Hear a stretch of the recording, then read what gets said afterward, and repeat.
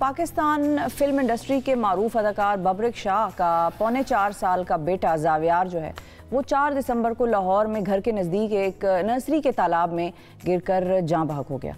और इस अफसोसनाक हादसे में जावियार मछलियाँ देखने की जो ख्वाहिश थी उसमें तकरीबन 9 फुट गहरे पानियों में वो जा गिरा और अल्लाह को प्यारा हो गया। अब इस हादसे ने बल्दियाती इंतज़ामिया हो या हमारी प्लानिंग हो, उसकी कारकर्दगी पर, उसकी फोरसाइटेडनेस पर और जो नेग्लिजेंस वाला एरिया है जो कि हमेशा से हमारा वीक रहा है, जब कोई हादसा हो जाता है तो हम उस पर आके सारे निज़ाम को चैलेंज करने की कोशिश करते हैं, अदरवाइज़ हम सोचते नहीं हैं। इन सारे मामलात पर बड़े सवालात खड़े कर दिए। एक रिहायशी इलाके में इस ख़तरनाक तालाब बनाने की इजाज़त किसने दी?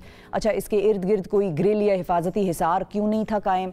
और फिर क्या इस अफसोसनाक हादसे के बाद ज़िम्मेदारान जो हैं उनकी कोई हिस्स जागेगी? क्या वो इस पर कार्रवाई करेंगे और क्या वो उन लोगों को कोई सज़ा होगी? हम कुछ देखेंगे कि उनके साथ कुछ होगा जिन्होंने कि इसकी प्लानिंग की और इस सारे मामले में इतना नेग्लिजेंट किरदार अदा किया कि एक बच्चे की डेथ हो जाती है वहाँ पर। हमारे साथ बबरिक शाह मौजूद हैं और उनसे भी हम जानेंगे कि ये वाक़या में अगर कोई डिटेल्स मिसिंग है तो वो हमें बताएं कि हुआ क्या था और फिर उनकी किस किस शख्स से बात हुई और उनकी अब आगे क्या पेशरफ्त है। वो कोई सू करना चाह रहे हैं किसी को, कोई इस किस्म का मामला है तो हम जानेंगे इनसे। बबरिक शाह हमारे साथ मौजूद हैं। अस्सलाम वालेकुम बबरिक। वालेकुम अस्सलाम। सबसे पहले तो बहुत शुक्रिया जी, आपने प्रोग्राम के लिए वक्त निकाला। ऐसा है कि जी, हमारी तरफ से बहुत सारी दुआएं भी कि अल्लाह ताला आपको सब्र भी अता फरमाए और ज़ाहिर है आपका बेटा जो है वो इस दुनिया से बहुत बहुत बेहतर जगह पर है। लेकिन हम चाहेंगे कि आप जो भी जज्बात का इजहार कर सकें कि ये वाक़या जो है वो उसकी नेग्लिजेंस किस तरफ से आती है और क्या सूरत हाल होती है। ऐसा है कि जब उसका इंतकाल हुआ उस फिशिंग पाउंड के अंदर, क्योंकि इनिशियली तो लोगों ने ख़बरें भी बिल्कुल उल्टी सीधी चलाई। उन्होंने कहा कि जो पानी के टैंक में चला गया और वाले साहब या फैमिली गैर जिम्मेदाराना। फिर मैंने स्पेशली आके मीडिया पे ये बात बताई भी कि ऐसा कुछ भी नहीं हुआ।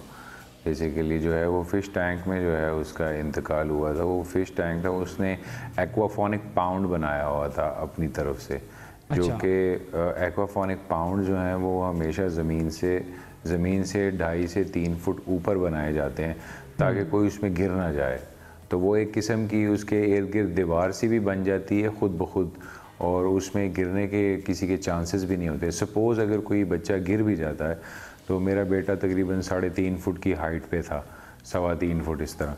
तो अगर 2.5 फुट का कुआं होता और पानी होता भी तो वो खड़ा हो जाता पानी में, उसकी मौत ना होती कि अगर वो प्रॉपरली बिल्ट होता है, यानी जिस तरह की।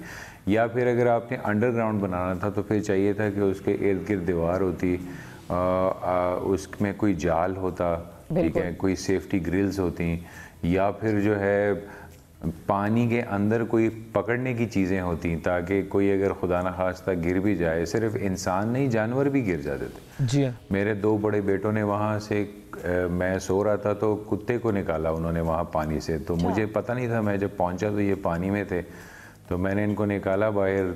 दो बड़े थे, तो मैंने कहा तुम लोगों ने ऐसा क्यों किया? कहते जी हमने कुत्ते की जान बचा रहे थे। तो मैंने कहा तुम लोगों की जान ज़्यादा इंपॉर्टेंट है बनिस्बत कुत्ते की जान। भी नहीं, देवर लाइक एनिमल लवर्स। मेरे सारे बेटे जो हैं वो एनिमल लवर्स हैं बहुत ज़्यादा। ये छोटा भी बेसिकली वहाँ फ़िश ही देखने के लिए गया था। अगर कोई रोक होती वहाँ पर, अगर सपोज़ हमने तो किसी ने देखा नहीं, सपोज़ अगर ये इसका पाँव फिसला या किसी चीज़ पे लगा और अंदर गिर गया, तो ऐसा है कि अगर वहाँ रोक होती तो अगर ये फिसलता भी तो ये सीधा जंगले पे या दीवार पे जाके गिरता, सीधा पानी के अंदर नहीं जाता। बिल्कुल। तो ये घर से निकल गया था, क्या हुआ था? दैट वाज द रीज़न कि वो पूरी बिल्ड था। हाँ जी, संडे का दिन था। ये ऐसे ही बस 10-15 मिनट में ये हमने कोताही की कि हमें जो है ना वो अगर 10-15 मिनट पहले देख लेते तो शायद ये पोजीशन नहीं आती। मगर ये है कि शायद उसकी ज़िंदगी इतनी लिखी थी जिसकी वजह से वो निकला है घर से ड्राइंग रूम से बाहर दरवाजे से निकल गया और सीधा पाउंड की तरफ गया जहाँ वो यूजुअली जाता भी नहीं था। अकेला तो बिल्कुल भी नहीं जाता था। तो आई वाज सरप्राइज़ कि ऐसा हुआ। फिर अब ऐसा है कि मैंने फिर उनको कहा कि आप जो है ना इस जगह को जो है वो बंद कर दें, क्योंकि और भी कई बच्चे जो है वो वहाँ गिर चुके थे।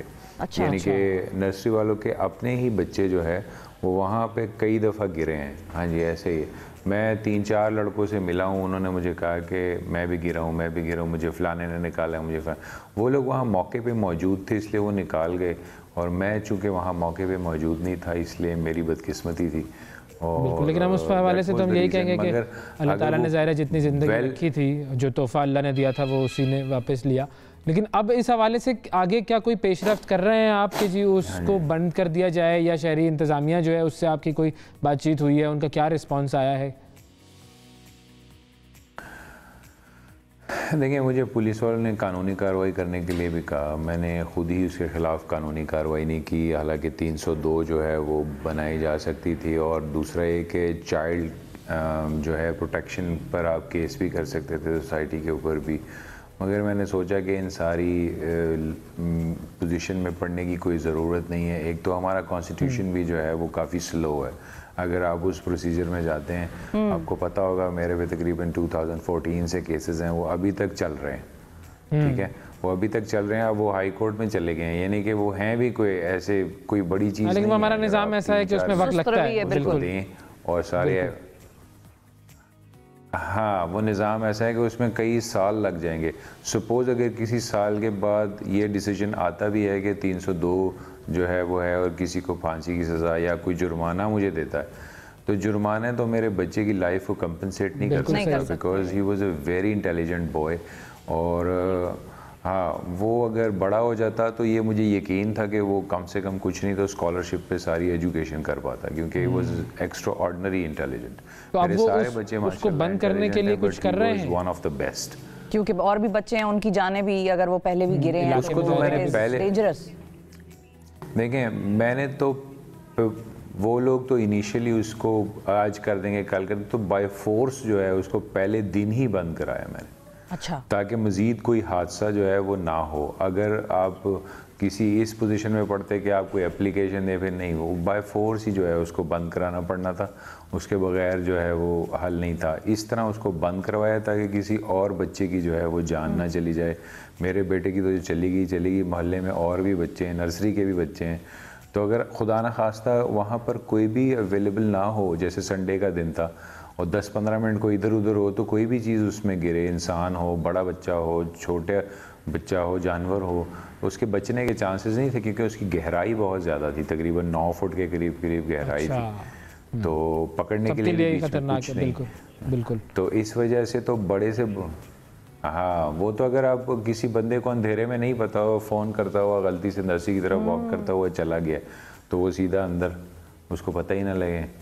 ठीक है, तो इस पोजीशन में फिर उसको बेहतर यही समझा कि हर सूरत में जो है इसको बंद कराया जाए। थैंक यू, तो इस तरह जो है वो मामला शुक्रिया अदा करेंगे बबरक शाह, आपका अपने वक्त निकाला और इतने अहम मौजू पर हमें भी आगाह किया और लोगों में भी अवेयरनेस पैदा करने की कोशिश की। जो आपका लॉस है वो तो यकीनन पूरा कभी नहीं हो सकता, अल्लाह ताला से सिर्फ सब्र की ही दुआ हम कर सकते हैं, लेकिन ये ज़रूर कोशिश हम भी कर सकते थे कि आपको प्रोग्राम पे लें और आपका एक्सपीरियंस लोगों के सामने लाएं कि ये हमारे मुल्क की प्लानिंग का हाल है। बड़े बड़े प्रोजेक्ट्स, बड़े बड़े अरबा रुपए के प्रोजेक्ट्स इस तरह बनते हैं कि जिसमें लोग आम से मछलियों के टैंक में जाकर बच्चे गिरते हैं और उनकी डेथ हो जाती है, और फिर हम कहते हैं कि हमारे यहाँ तो बड़ा ज़बरदस्त आइनी और कानूनी निज़ाम जो है वो चल रहा है। तो अगर चल रहा होता तो फिर अभी तक हमें इस पर बात करने की ज़रूरत ना पेश आती, इस पर एक्शन हो चुके होते और कैफर किरदार तक अवाम उन लोगों को पहुँचा चुका मतलब उनको पहुँचाया जा चुका होता।